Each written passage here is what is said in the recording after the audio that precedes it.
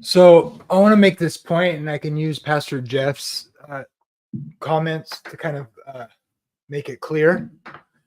Me and Fisherman's Corner talked about this in passing, but this will help illustrate a main point that I wanted to make clear, because it's a point of interest regarding showing that this doesn't even get off the ground. It's very dishonest. But let's look at this, and then I'll explain. So here's the argument. If in the Hebrew counting, Adam and Eve's first day was the Sabbath, the seventh day of God's week, if you were to count that like they do in their chart, this Presbyterian chart, Adam's first day is the day before the Sabbath. They're created on the sixth day. So his first day is the day he was made, the sixth day. Why does this matter? Because Jesus died on Friday and he rose on the third day. The first day he was dead is the day he died on, which was the very end of the preparation day. That's day one. Day two is the Sabbath. Then he's dead for just a moment or for a short period on the day after the Sabbath. That's the third day.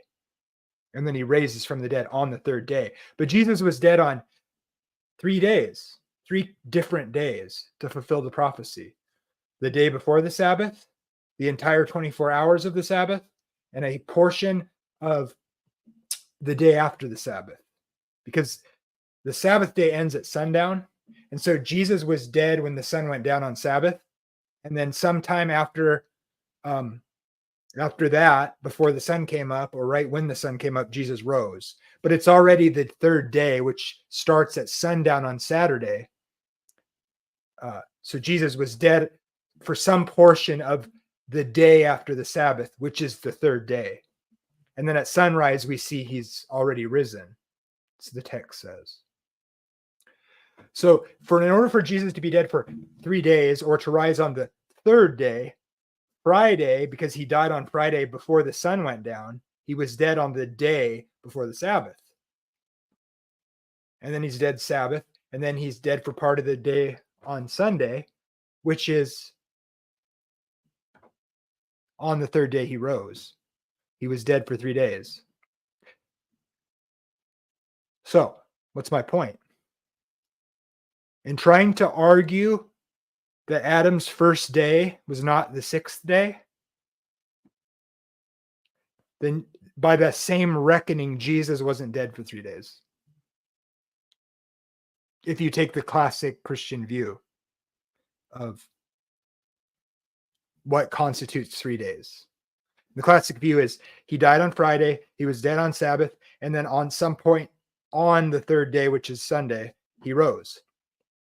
If you can count Adam's day of creation, the sixth day, and that doesn't count as the first day and then so the Sabbath was his second day, according to the cycle that God made, because he created for 6 days, and then the Sabbath day, he creates man on the sixth day.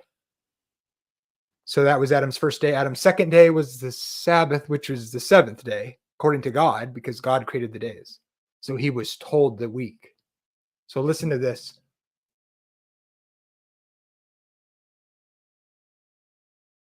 When according to the Bible, the first day in the weekly cycle is actually a work day. By the way, they're going to argue, well, Adam's first day was the seventh day.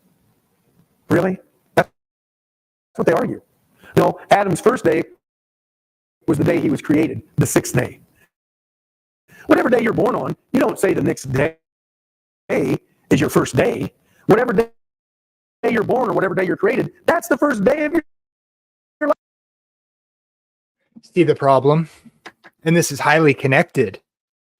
Therefore, literally, like if you take the Bible as consistent, they try to argue this to get their Sunday to be the real Sabbath, and they have to count Adam's first day as the weekly Sabbath, the seventh day of creation, after creation, the day, and Adam was made on the sixth day. But if you don't count the first day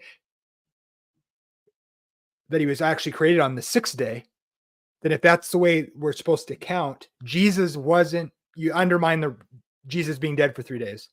from the classical view of him dying on Friday, being dead on Saturday, and then raising on the third day.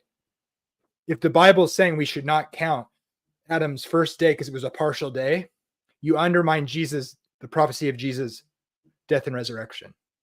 Game over.